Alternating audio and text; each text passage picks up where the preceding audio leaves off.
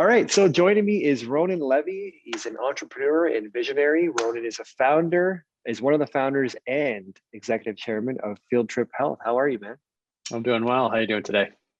I'm pretty good. Excellent. Weather's starting to,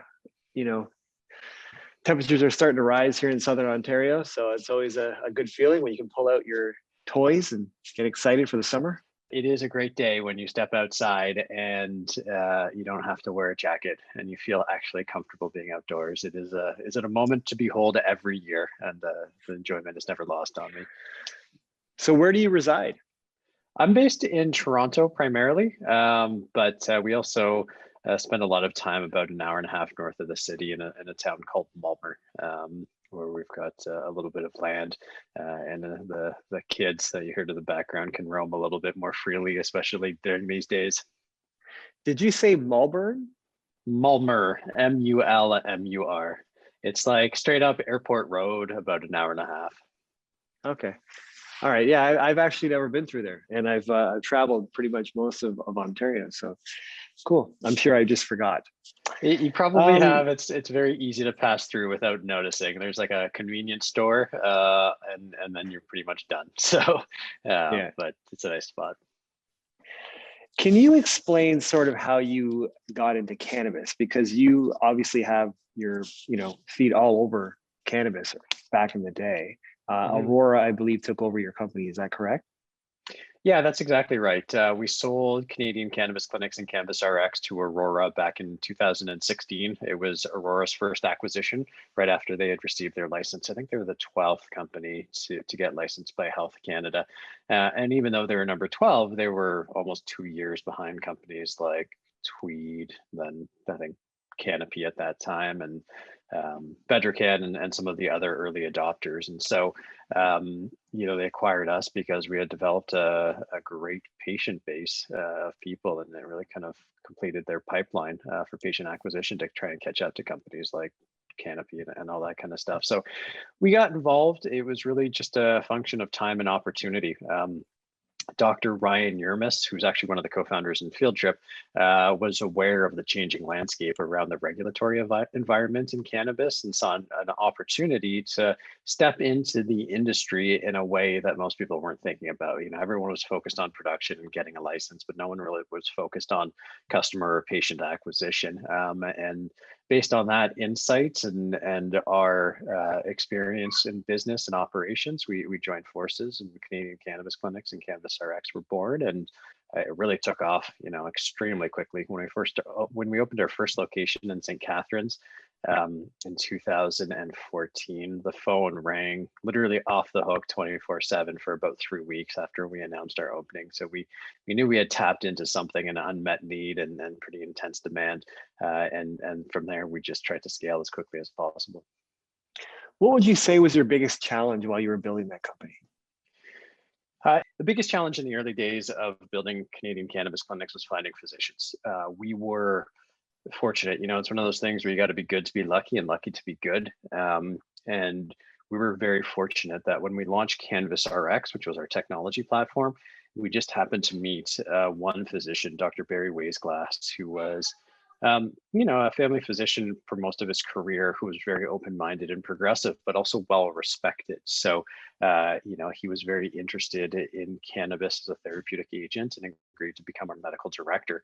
And off the back of that, we were able to start moving forward. But, Barry joined us in probably July. I think it took us 9 months to find a second physician who was willing to work in our clinics. And, that's a long time. It was a long time. And, it was one of those things where this physician joined us, and about a week or two before we were supposed to open our second location, which was going to be in Etobicoke, she had an accident and I think broke her wrist and then couldn't work for us. So we were very short-staffed. But fortunately, we found a second doctor who was working in our clinics, and then we found a third doctor, and the time frame between recruiting physicians slowly started shrinking. And at the same time, we had a patient base of people who were showing really positive results, reporting that the cannabis was having a significant impact in a positive way on their quality of life. And slowly but surely, physicians started changing their attitudes towards cannabis and seeing it not as something to be shunned and ignored, which literally when we launched was what happened for most doctors, to something that they realized could be a very effective adjunct to the treatment they were offering to their patients. And so over the course of the next 2 to 3 years, there was a complete 180. We went from being a pariah at medical conferences to one of the most popular booths, because physicians saw just how effectively cannabis was helping their patients. And so you successfully built a company from basically scratch, and you got bought out and acquired. Yeah, we exactly. We had, the archetypical entrepreneur's experience. We really bootstrapped it from our pockets to get it off the ground. Experienced great growth, and then in the weeks leading up to the sale to Aurora, we were, running on fumes, and Aurora was actually running on fumes, and we needed the deal to close to complete the Aurora financing that they were in the process of doing. And so Joseph, one of my business partners, and myself, we went to the bank. We took out all the money we had in the bank that was available and put it in the company just to meet the next payroll, just so we could potentially get to closing the transaction with Aurora. I'm not usually one who gets anxious over money, but after taking out my life savings and dumping it into the company in a very, very high risk scenario, I was kept up at night quite a bit, worrying about whether things would come together, but they did, and the results were nothing short of miraculous thereafter. We most of the deal was completed through equity, which we got a big chunk of at actually Aurora's lowest trading price in history. We got shares at 40 cents, and Aurora traded up to $16. So all the investors in Cannabis RX and Canadian cannabis clinics, which weren't many, there was just a handful. It was a very successful transaction for them and for everybody. Yeah, so they would have had a good opportunity to do very well. Yeah, exactly. We sold the company for total purchase price of 37.5 million, subject to achieving milestones. But when you built in some assumptions about the accretion and Aurora share price, it was substantially more than the total purchase price that was top line that everyone walked away with. So it's good. Absolutely. Well, I'm sure that would have been quite the journey for you as an entrepreneur. So congratulations on that. Thank you. I appreciate that. So you do well after building a company and getting bought out, and you go through that journey, and then what? Then what do you do? We're ambitious people, and at the time, cannabis was still in its heyday. So we spent 2 years with Aurora. It's middle of 2018. We decided to wind down our involvement with Aurora, even though we took very active roles within the company and helped it grow to become one of the largest cannabis producers globally. And then we got active into some investing and advising in different primarily cannabis startups, but not exclusively. And that's right around the time also we learned about what was seeming to be the initial inklings of something happening in a psychedelics and emergent psychedelics industry. So after doing some investing and advising for about a year, we all kind of dove into psychedelics, and Field Trip was actually born 2 years ago on April 2nd. So it's almost our 2-year birthday of Field Trip, which was really built off of the experience coming out of the cannabis industry. And so 2 years later, basically, you've raised $95 million. We've actually probably more than that. Yeah, we've raised probably close to 100, probably closer to 100, but yeah, we just closed a $95 million financing. It's a lot of money, my friend. It is a lot of money. Yeah. I mean, in many ways, like the cannabis industry, there are natural superficial parallels, some legitimate, some not, between cannabis and psychedelics, and there are some real differences. The obvious parallels is that much like cannabis, the emergent psychedelics therapeutic industry is going to need a whole new set of infrastructure. What we saw with cannabis is that most doctors' offices weren't equipped to or weren't willing to provide cannabis medicine. So we had to build new infrastructure to deliver cannabis medicine. At the same time, Aurora was out there building the infrastructure to cultivate cannabis and turn it into different products and different medicines. Same goes for the psychedelics industry. You need new clinical infrastructure to do this work, but you also need new products and new production techniques to really make this scale. And so just as the cannabis industry required an intense amount of capital to get off the ground, I expect the psychedelics industry is going to require the same thing. And those companies that have the lowest cost of capital, I think, are going to be the ones that are best equipped to succeed in this emergent space. So let's kind of get into the business model of the company a little bit. And obviously, yeah, you've raised a lot of money, and investors are going to want to look at your stock. Like me, I've never looked at many psychedelic stocks, so this is more of an educational thing for me. But Sure. seeing as you have all this capital in the bank, I'd love to know how you're going to spend it, and maybe we can tie that in with the business model itself, and hopefully how you get to generating revenue. Yeah, so how we're going to spend it is it's going to be primarily devoted, the $95 million, to conducting our phase 1 and phase 2 clinical trials for FT104, which is a novel psychedelic molecule that we developed internally at Field Trip. And I'll tell you why we're incredibly excited about it in a minute. But then the balance of the capital will be used to build out the clinical infrastructure through Field Trip Health, which is our division that's building actually the clinical infrastructure to deliver psychedelic therapies. Because unlike most conventional medicines, psychedelic therapies genuinely need different space to be delivered properly. You'll hear this term set and setting talked about when we talk about psychedelic therapies. And what that refers to is the mindset that a person brings in. It really is focused on experiential medicine, which is to say it's not about the drug, it's about the entire experience that seems to lead to the therapeutic outcomes. So you actually need new spaces, and you need new techniques, and you need new therapeutic protocols to deliver psychedelic medicine properly. And so that's what we're doing through Field Trip Health, our division. Through Field Trip Health, we're building out new clinics, actually the spaces to deliver psychedelic therapies. And so the balance of the proceeds will be to help us scale to our target of 75 locations over the next 3 to 4 years. Right. You've got some experience building out that type of model. Exactly right. What we were able to do in the cannabis industry through Canadian Cannabis Clinics was build the largest network of cannabis specialized medical clinics. We had 30 locations operating at our peak in the cannabis industry. And so while cannabis medicine is very different than psychedelic medicine, the back end operations that make clinical infrastructure work effectively are the same.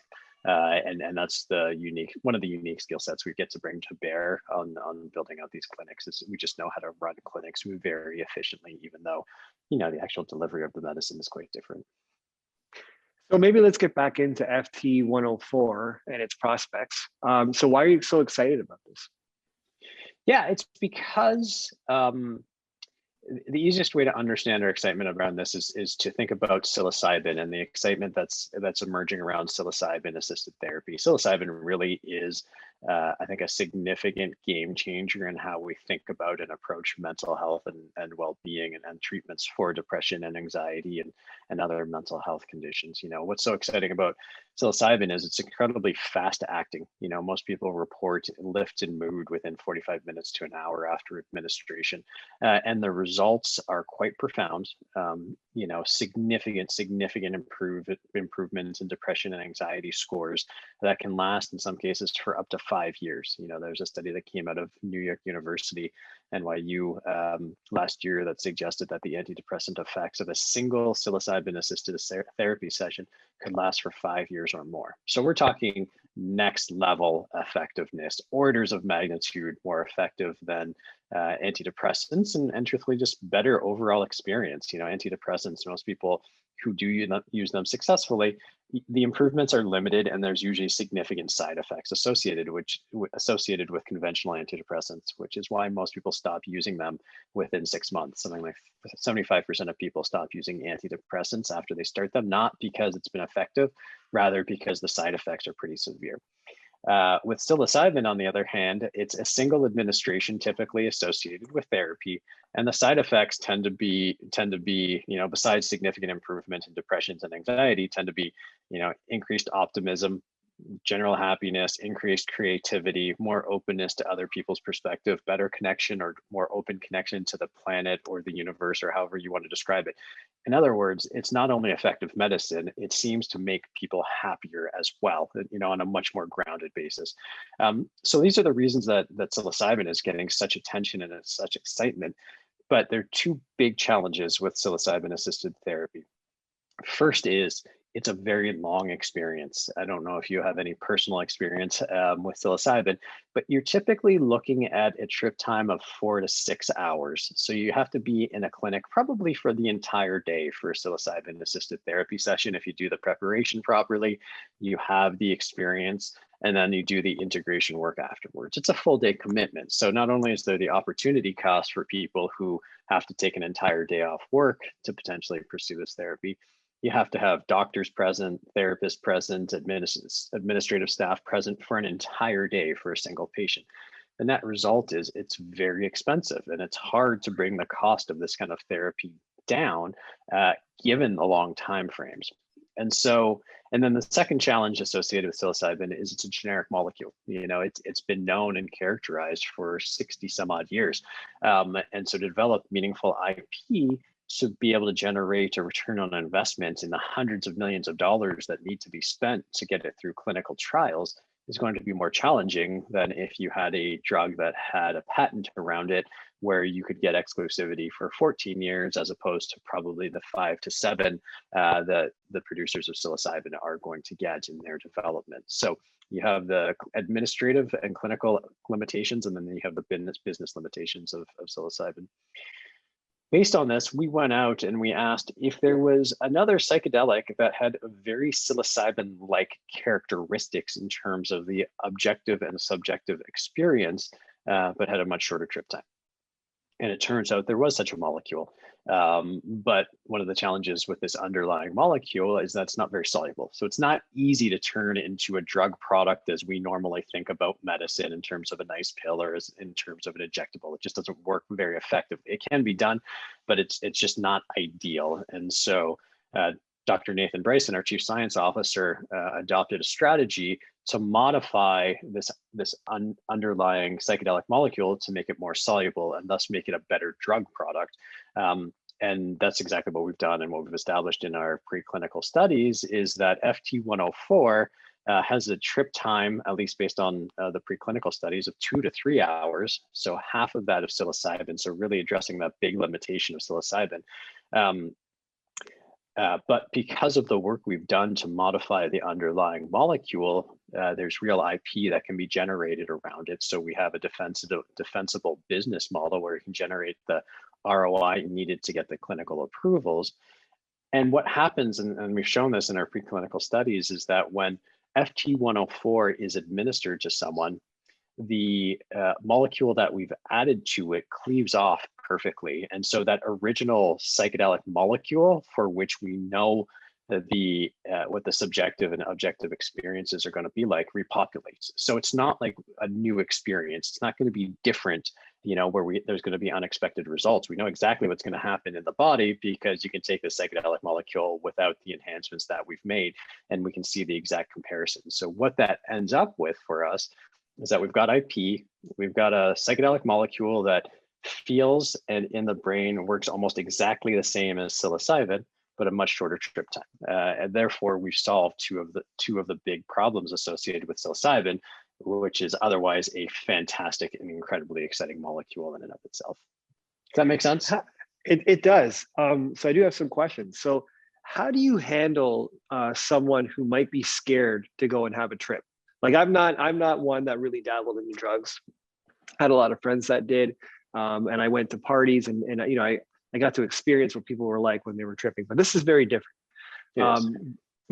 It's different, but for me, someone who is sort of scared to alter my mind in certain ways, for me it scared me away from doing drugs.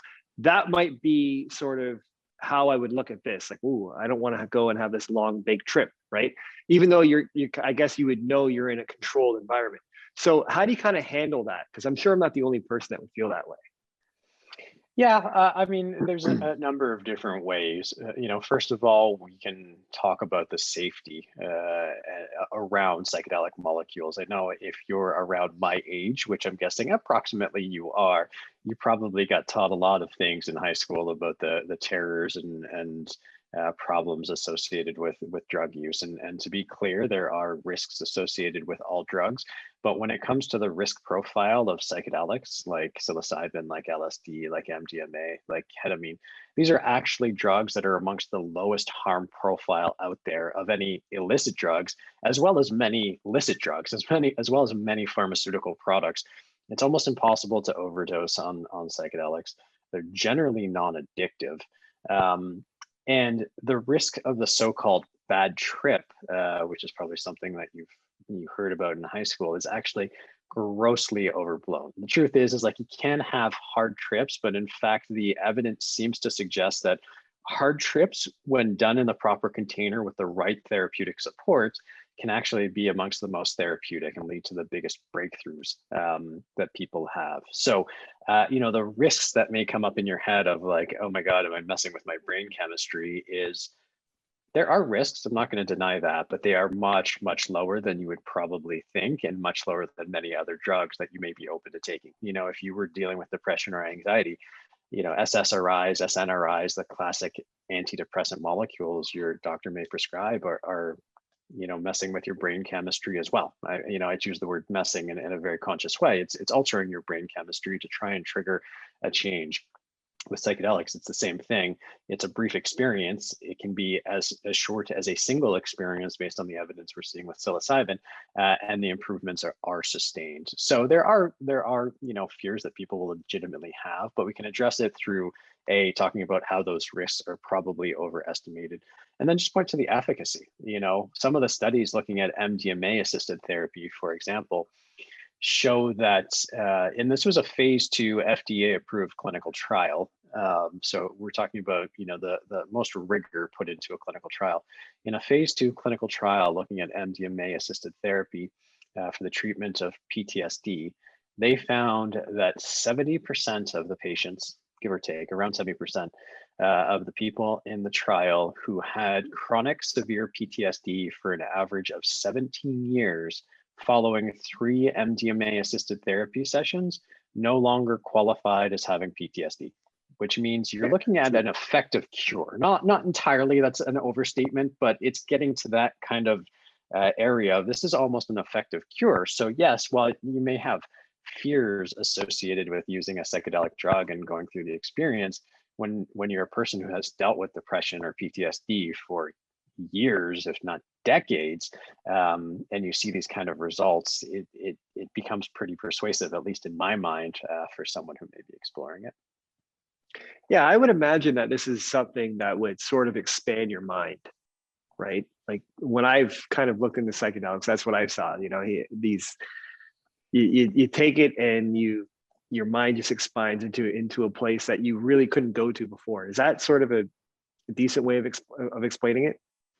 That's exactly it. So why psychedelic therapies seem to be so effective seems to be the result of 3 things happening. One is they are rapid antidepressants. They typically generate a lot of serotonin after you take it, which makes you feel better. It gives you that lift, right? And that happens quickly, usually within half an hour to an hour kind of thing.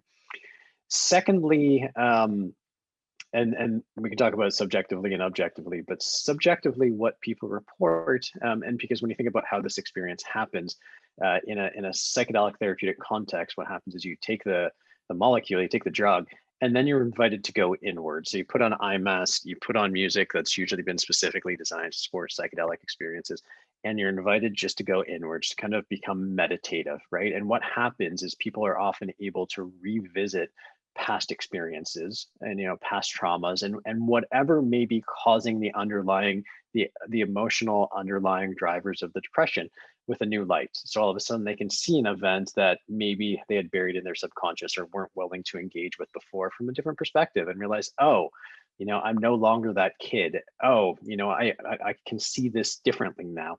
And then it can begin the emotional processing. This is how conventional cognitive behavioral therapy works. It just takes a long time to get there. With a psychedelic, you kind of go straight there, very quickly, as opposed to over many, many years. Yeah. And what we've seen is that when you put someone in a functional magnetic resonance imaging machine, an fMRI machine, when they're on psychedelics, is that you can actually see their brain talking to itself more. Different parts of the brain that don't usually talk to each other are now communicating, and you can see this happening. So this is where the synesthesia starts to happen. People talk about how colors seem brighter, or they can feel music or taste music or smell music, or all these different experiences. It's because parts of your brain are talking in ways that they've never been able to do before. So when you talk about expanding your mind, that's exactly what's happening, right? And Yeah, then that's thirdly, fascinating. It's really fascinating.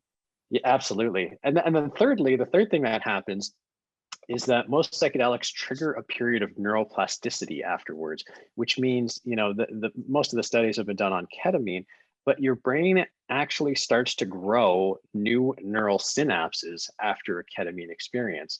And so you have this period of neuroplasticity where your brain is actually growing and actually more open to changing thought patterns. And so that's where the importance of the therapy kicks in, which is, how children are much more adept at learning languages or new skill sets because their mental models aren't as rigid. Whereas as we Right. grow older, mental models become rigid.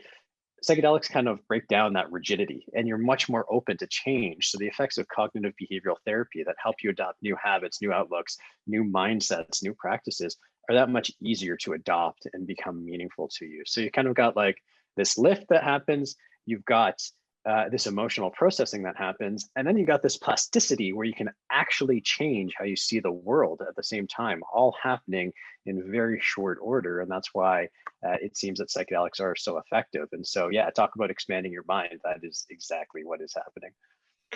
So how do you see the psychedelic sector evolving from here? It's a good question. I mean, certainly we're going to see the rollout of the therapeutic applications of psychedelics continue to happen. We expect that MDMA will be approved for the treatment of PTSD sometime in 2023. Psilocybin will be approved for treatment resistant depression and major depression sometime in 2025, 2026. In the meantime, we'll continue to provide ketamine-assisted therapy, which is legal and prescribable right now, ketamine being a dissociative psychedelic, even though it's not conventionally known as a psychedelic. And at the same time, you'll see jurisdictions like the state of Oregon, if you saw in November in the US election, they actually approved the creation of the first psilocybin services industry. So it's not quite like a cannabis industry where you could go to a dispensary and buy cannabis and take it home for therapeutic purposes. It's more that therapists and other providers will be allowed to take people through psychedelic experiences in a controlled environment. And what's really exciting about that is, unlike the therapeutic applications or the medical applications where it's limited to only people who have diagnosis of depression or PTSD or anxiety or other mental health conditions, what's happening in Oregon is available to anybody who wants it. So if you're just interested in psychedelics to expand your mind solely for the sake of expanding your mind, not because you're dealing with depression, you'll be able to do so that in the state of Oregon. And so I think you'll continue to see states, and I actually anticipate Canada will follow through on this as well, start to open up models similar to that. So you'll have kind of two systems operating in parallel. You'll have the FDA, Health Canada approved medical system, and then this more wellness focused state by state, jurisdiction by jurisdiction wellness system that's open to a much broader audience of people. And what, sorry, I was just thinking, like, who do you have, or who, I shouldn't say you, this sector, this movement, who's behind it from a lobby standpoint to really make sure that the FDA takes this serious, and Canada approves this? I mean, I can understand why this is really helpful because, most people these days will talk about mental health. So we usually all know people who deal with it, or we deal with it. And being able to see people not have to take harsh drugs that are available to them now, and be able to go and have a treatment like this. And, even if they're not 100% cured of their anxiety, even if they're limited to it, and they don't have to take those drugs, is amazing. But is this really something that the regulators will allow and push through? Is it like, obviously you're in this business, so you're kind of biased to it, but what do you think? Are you seeing movement on that front? Yeah, and it's absolutely, and it's important to understand that there's two different regulatory environments to consider. There's the political on the one hand, which is what led to the approval of cannabis in Canada and the various jurisdictions on the other hand. But then there's the regulatory, and the regulatory is actually where we see the most movement. So at least 3 Interesting. clinical trials already have been granted breakthrough therapy designation by the FDA. And breakthrough therapy designation is only granted where there's high likelihood of success in a significant unmet need. So clearly in mental health, when it comes to PTSD and depression and anxiety, current treatments aren't working very well. So there's a significant need, and there's a lot of promise in these studies. So you have the body in the United States basically declaring that they're particularly interested in the success of these clinical trials. And there's now 3 of them, 2 looking at psilocybin, 1 looking at MDMA. In Canada, you have Health Canada, granting Section 56 exemptions for compassionate use to people, as well as proposals to amend the Food and Drug Act, as well as the Food and Drug Regulation, to permit psilocybin and MDMA to be accessed through a special access program. So this is still not broad-based access, but it's incremental steps towards increasing access. So you see the people responsible for approving drugs actually showing quite favorable attitudes towards this. And so legalization, you don't need much lobbying when it comes to these kinds of regulators. You just need the data to show that it's safe and effective. And that's starting to emerge both through the academic work as well as the clinical trials that are happening under the auspices of the FDA. Are you scared about big pharma getting in the way of that? I would assume, I haven't read this, but I would assume there would be a narrative that big pharma wouldn't like this, blah, blah, blah. Is that something that you deal with or no? No, we haven't seen that so far. In fact, if you look at big pharma, unlike cannabis, they're much closer to the evolution of the psychedelics industry. Compass Pathways, which recently went public on NASDAQ last October, some of their investors included Otsuka Pharmaceuticals, one of the largest manufacturers of pharmaceuticals in Japan. Compass, as well as the investors in our last financing, are amongst, include some of the most prestigious and recognized biotech investors out there. So it is something that I think pharma is actively watching, but much closer to, because it fits more neatly into a pharma model with cannabis, because it's so many different molecules operating in conjunction, and we know it's generally effective. We just don't know exactly the mechanisms of how these different cannabinoids interplay. With psychedelics, it's much easier to distill it to its psilocybin or its LSD or its MDMA, synthetic, GMP produced isolated molecules. So it fits much more nicely into a conventional pharma model. And I think, at the end of the day, a lot of people ask, it's a funny question, but if psychedelics are so effective, are we going to destroy our own business model by being so effective at treating depression? There's no longer a need for treating depression. To that, I answer, if that's the problem we encounter in the execution of our business model, it's one of the ones I'd be happy to deal with. If we can cure depression and put ourselves out of business, I'm still willing to take that hit for the team. But truthfully, it's not a reflection of reality, right? Which is, the triggers of depression aren't always rooted in childhood, right? Many are, and people need to work through that, but divorces happen, loss of loved ones happen, stresses, external macroeconomic or geopolitical stresses happen. There's all these drivers that will trigger people to, feel significant emotions. And if you think about trauma as really on an objective basis being defined as when your central nervous system gets overwhelmed by external circumstances, that's never going to stop happening. That's part of life. What psychedelics represent is a tool to process these so it doesn't get so bad as to become, major depression or treatment-resistant depression.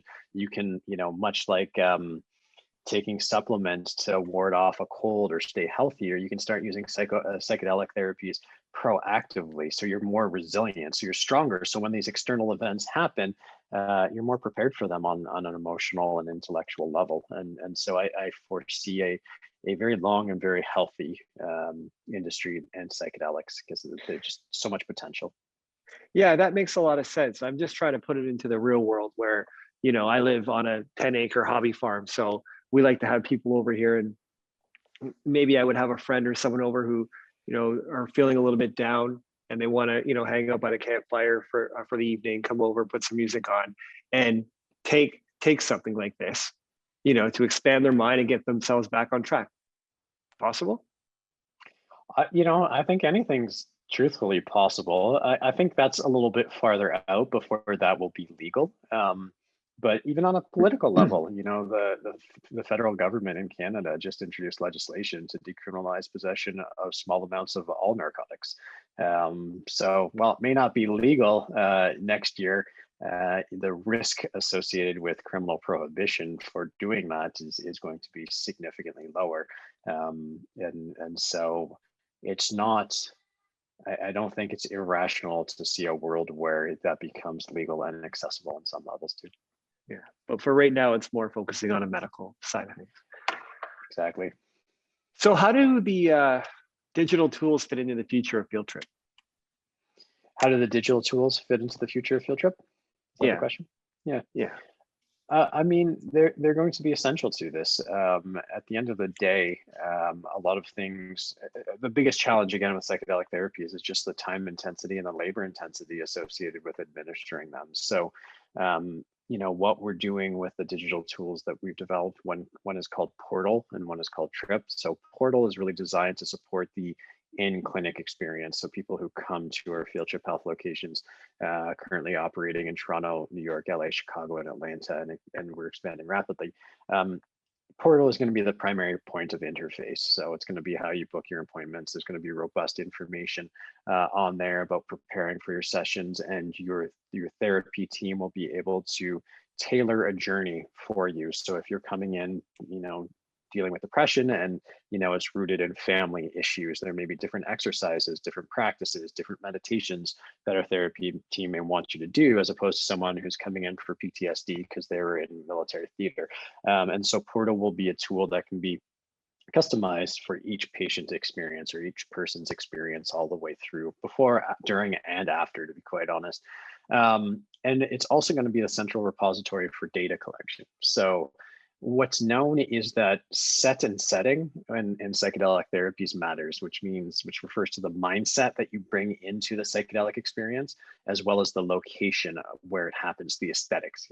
It's not exactly known what about the setting, for example, makes for a good experience, but it is known that doing it in white walls with fluorescent lights in a hospital setting is going to more likely lead to negative outcomes than doing it in a place where someone feels comfortable, safe, and bright and welcoming and all that kind of stuff. And so one of the things that we'll be able to do through Portal and our clinics is start to collect the data. Doesn't matter if the sun is shining, doesn't matter if it's raining, doesn't matter that you're listening to this music versus that music, doesn't matter if it's a blue light or a red light on in the room that you have the therapy. All of these different things that may affect the therapeutic outcomes, but really aren't understood very well. We're going to be able to collect a robust amount of data around that, and Portal is going to be the tool to enable that. On the other side of the equation, we have Trip, which is our app designed for self-guided consciousness exploration. So using the example of your buddy who comes over to your hobby farm and wants to maybe take some mushrooms and talk through what's making him sad. If you wanted to do it in a little bit more of a constructive environment, not necessarily up to the point of being in a clinic with a therapist and a physician, but really wants to follow protocols and practices that are going to help him work through his issues. That's really what Trip is designed for. We took the protocols that we developed for our clinics and simplified them and put them into an app that are easy to follow. So if you don't have the benefit of a therapist, if you can't afford, a therapist, or just don't want to work with one, but want to be very intentional about how you use psychedelics, Trip is a great tool for that. And for a business, there's going to be a lot, I think, of people who are using consciousness expanding techniques, whether it's psychedelics or breath work or meditation, going forward. And so there's a lot of opportunities from a business perspective to build the brand, build revenues, build engagement. And really, our goal is to make Field Trip the preeminent name in psychedelics and consciousness expansion. And so Trip is kind of the tool that is most future oriented for us. It's kind of trying to anticipate where this industry evolves to, as opposed to where it is right now. Well, Mr. Levy, I'd like to congratulate you on your journey so far as an entrepreneur. It seems like you've done very well, and I'm very interested in the psychedelic space, and I'm trying to interview as many people as I can that are in it, because I want to learn about it. And on behalf of my community, I want to thank you for doing this interview today. I'm sure We've learned a lot, and we'll come back to you if we have some more questions. What's the ticker, the stock ticker? So we're currently traded on the CSC. It's FTRP, or if you're in the US and are trading on the OTC, it's FTRPF. So field trip with an F at the end, as in Frank. And I think you're sitting around a quarter billion dollar valuation. I think you're around 250 million-ish, give or take, right now. Enterprise, yeah. The stock is trading just below where you raised that 95 million. Yep. How many shares are outstanding? Fully diluted, roughly around 65 million. Okay, so you guys have managed your float pretty good. And ownership, insider ownership, how much of this do you own? I mean, after the last financing, I'm not fully up to speed on the number, but I think it's in and around 35%. The founders own about 35%. The total insider ownership probably borders up closer to 50%, but I'm not sure the exact numbers. Okay, awesome. Well, I encourage everybody to go and do their own deep dive on the company. And where can they contact you if they had any questions?